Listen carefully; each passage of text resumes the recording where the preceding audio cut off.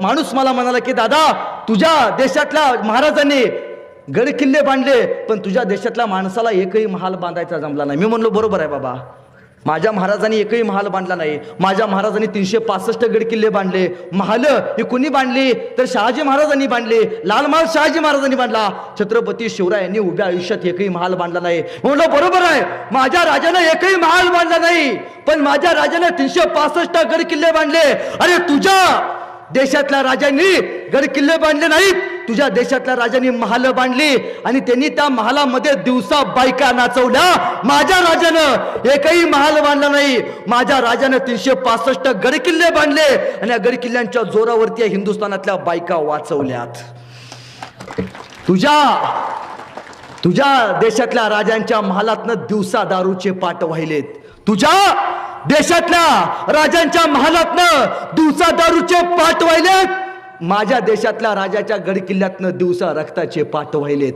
अरे तुझ्या देशातल्या राजांच्या महालांमध्ये दिवसा घुंगरांचे आवाज आलेत. माझ्या देशातल्या राजांच्या महालांमध्ये घुंगरांचे नाहीत, तलवारींचे आवाज आलेत. अरे तुझ्या देशातल्या राजांची महालं सुंदर आहेत, माझ्या देशातल्या राजांचे गड किल्ले पडलेत का? जेव्हा जेव्हा तुझ्या देशातल्या महालांवरती आक्रमण झाली तेव्हा तुझ्या माणसांनी माना वाकवल्या आणि भिंती वाचवल्या. माझ्या देशातल्या गड किल्ल्यांवरती जेव्हा जेव्हा आक्रमण झाली आमच्या मावळ्यांनी माना नाही वाकवल्या, छात्या फाकवल्या. चल या, एक एक माणूस या मातीसाठी लढलाय, त्यावेळी या मातीला लाल रंग प्राप्त झालाय. इथला एखादा ढेकूळ उचला आणि तो पाण्यावरती टाका, त्या पाण्यावरती आलेला लाल तरंग या मातीसाठी दिलेला बलिदान असलेला मर्द मराठ्यांचा असेल, मावळ्यांच्या रक्ताचा असेल.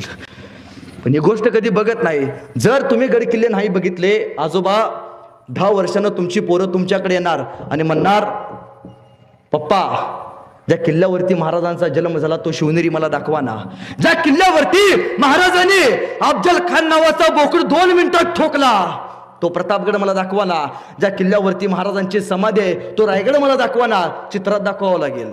हा शिवनेरी, हा रायगड, हा प्रतापगड असं होऊ नये जर असं वाटत असेल तर आज